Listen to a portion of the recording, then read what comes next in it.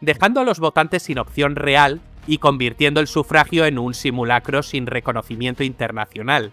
Maduro supuestamente arrasó en aquellas elecciones presidenciales fraudulentas sin apenas oposición.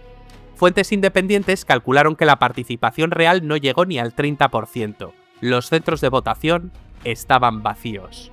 La sucia maniobra provocó un colapso constitucional el 10 de enero de 2019, día en que expiraba el periodo de Maduro, al decidir quedarse en el Palacio Presidencial basándose en esa elección fraudulenta. Se convirtió automáticamente en un usurpador ante los ojos de la Constitución y del mundo libre, generando un vacío de poder legal, pues no había un presidente electo democráticamente. Antes habíamos explicado que la Asamblea Nacional era el único poder público que Maduro no controlaba, era una isla rebelde rodeada por un mar de instituciones chavistas. ¿Y qué hizo la Asamblea Nacional? Pues activó el artículo 233 de la Carta Magna, el cual estipula que el jefe del Parlamento debe asumir las funciones ejecutivas en tal escenario, dando paso así a la juramentación de Juan Guaidó como presidente interino con la misión de restablecer el orden y convocar elecciones verdaderas. Fue un momento de esperanza global. Más de 50 países se negaron a reconocer al sátrapa Maduro. Sin embargo, el régimen resistió gracias a una arquitectura del terror, meticulosamente diseñada. Aquí es fundamental el papel de los hermanos Rodríguez. Jorge Rodríguez, el psiquiatra siniestro, se encargó de manipular los tiempos políticos con falsos diálogos, comprando tiempo cada vez que el agua llegaba al cuello, mientras su hermana Delcy Rodríguez ejecutaba la política dura.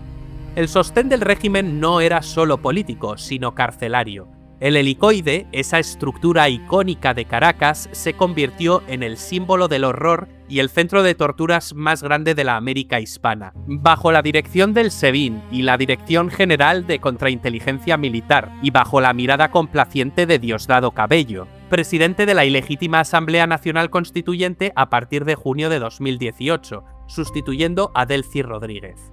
Diosdado Cabello fue en la práctica el número 1 del régimen, hombre del mazo y dueño del miedo. Fue él quien institucionalizó la tortura. Los informes de la Misión de Determinación de los Hechos de la ONU detallan prácticas que hielan la sangre: descargas eléctricas en genitales, arranque de uñas, asfixias con bolsas impregnadas de excrementos y el uso de la tumba, celdas 5 pisos bajo tierra con luz blanca encendida las 24 horas y temperaturas gélidas para inducir la locura. Todo esto ocurría con el blanqueamiento internacional de figuras como el expresidente español José Luis Rodríguez Zapatero y más adelante el Grupo de Puebla, quienes actuaron sistemáticamente como bomberos del dictador, vendiendo la narrativa de que las sanciones internacionales eran las culpables del hambre, ocultando cínicamente que el colapso de Venezuela comenzó años antes de que Estados Unidos impusiera la primera medida económica. El año 2020 no trajo alivios, sino una instrumentalización perversa de la desgracia. Lejos de gestionar la llegada de la pandemia de COVID-19 con criterios sanitarios, el chavismo utilizó la emergencia como una herramienta de control social casi militar. La cuarentena sirvió para enfriar las calles, desmovilizar las protestas y ocultar el colapso total de los servicios públicos, especialmente la escasez crítica de gasolina. Fue la humillación definitiva. Tras haber saqueado y destruido PDVSA, el país con las mayores reservas probadas de crudo del mundo tuvo que suplicar ayuda a Irán, pagando buques de combustible con lingotes de oro del Banco Central, mientras la población volvía a cocinar con leña. Mientras la población quedaba confinada y la misión de la ONU denunciaba crímenes de lesa humanidad, el aparato judicial del régimen ejecutaba la fase final de su plan. El Tribunal Supremo de Justicia intervino las directivas de los principales partidos opositores, arrebatándoles sus símbolos y tarjetas electorales para entregárselos a políticos cooptados por el gobierno, los llamados alacranes. Con la oposición real anulada jurídicamente y la sociedad paralizada por el miedo y la necesidad, el escenario quedó servido para un nuevo golpe, el de las elecciones parlamentarias del 6 de diciembre de 2020. Aquellas elecciones se celebraron en un contexto de profunda crisis política e institucional.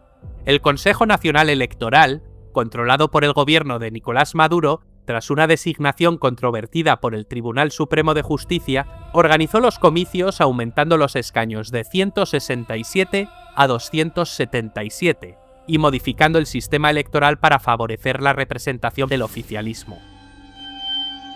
La principal coalición opositora, liderada por Juan Guaidó y respaldada por más de 27 partidos, decidió boicotear las elecciones al considerarlas fraudulentas por falta de garantías independientes, inhabilitaciones arbitrarias de líderes opositores, intervención judicial en partidos políticos y ausencia de observación internacional creíble. Solo se permitió observadores afines al gobierno. Esto provocó una abstención masiva, alrededor del 69%, y permitió que el oficialismo obtuviera una aplastante mayoría con más del 67% de los votos y 253 escaños, el 91% del total. La nueva asamblea, de clara mayoría chavista, se instaló el 5 de enero de 2021, recuperando así Maduro el control total del poder legislativo que había perdido en 2015. Con esto, la Asamblea Nacional Constituyente, de 2017, creada como mecanismo paralelo para usurpar las funciones de la Asamblea Opositora, perdió su razón de ser y fue disuelta formalmente el 18 de diciembre de 2020, ya que el oficialismo no necesitaba más esa farsa supraconstitucional para dominar el Parlamento.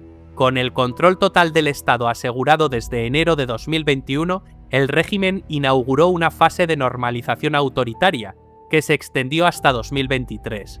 Fueron años marcados por el espejismo de que Venezuela se arregló, una burbuja de consumo dolarizado para una élite enchufada, con tiendas de lujo y Ferraris en Caracas, mientras la mayoría seguía empobrecida y los pensionados morían de mengua cobrando $3 al mes. Sin embargo, el rechazo al chavismo seguía intacto. Fue entonces cuando nació el fenómeno de María Corina Machado. El 22 de octubre de 2023, la oposición celebró unas primarias con el objetivo de elegir un candidato único para enfrentar a Maduro. Esas primarias tuvieron una característica histórica. Ante la desconfianza en el sistema electoral oficial, la oposición decidió realizarlas sin la asistencia del Consejo Nacional Electoral. Fue un proceso organizado íntegramente por la sociedad civil, hecho a mano, donde millones de venezolanos votaron en plazas, parques, garajes y casas particulares usando papeletas de papel y conteo manual, desafiando la censura y las amenazas del gobierno. El resultado fue una movilización masiva de casi 2,5 millones de personas que otorgaron una victoria aplastante del 92% a María Corina Machado, legitimándola como la líder indiscutible y demostrando al régimen que había perdido el control de la calle. Tras años de una oposición fracturada, Machado logró unificar el sentimiento nacional. El régimen, aterrorizado, la inhabilitó. Sin embargo, no pudieron parar aquello del todo, ya que María Corina transfirió ese capital político a un desconocido diplomático, Edmundo González Urrutia, dispuesto a vencer en las elecciones presidenciales. Esas elecciones presidenciales se celebraron el 28 de julio de 2024 y fueron el punto de quiebre histórico. A pesar de todas las trampas, Edmundo González ganó con una ventaja de más de 30 puntos, un 70-30 aproximadamente. El régimen detuvo el conteo, el Consejo Nacional Electoral leyó un resultado falso adjudicando la victoria a Maduro sin mostrar una sola acta y desató la Operación Tuntún, una persecución feroz casa por casa, marcando viviendas con una X como en los tiempos del nazismo y secuestrando a miles de jóvenes, muchos de ellos menores de edad que fueron llevados a cárceles de máxima seguridad acusados de terrorismo. Pero algo se rompió esa noche. La legitimidad interna se evaporó. 2025 fue un año de desgaste total. Maduro, ya formalmente acusado en Estados Unidos de narcoterrorismo y con una recompensa récord de $50 millones por su cabeza, apenas salía de Miraflores. Se volvió cada vez más paranoico, pero el final no fue una revuelta interna ni la toma de posesión democrática que esperábamos. Fue Donald Trump, en un movimiento que sorprendió a todos, incluida a la oposición venezolana. Fuerzas militares estadounidenses ejecutaron una operación de extracción quirúrgica en Caracas el 3 de enero de 2026. No hubo resistencia heroica. Nicolás Maduro y su esposa Cilia Flores, en cuestión de horas, ya estaban volando hacia Nueva York. De esta manera sucumbió la Venezuela de Nicolás Maduro, poniendo punto final al periodo más oscuro de una tierra que antaño supo ser grandiosa y permitiendo al fin soñar con el regreso a casa de los casi 8 millones de venezolanos que se vieron obligados a huir de la miseria. Venezuela libre, en mi pecho cabe entera Aunque cierren las fronteras, tú respiras en mi piel.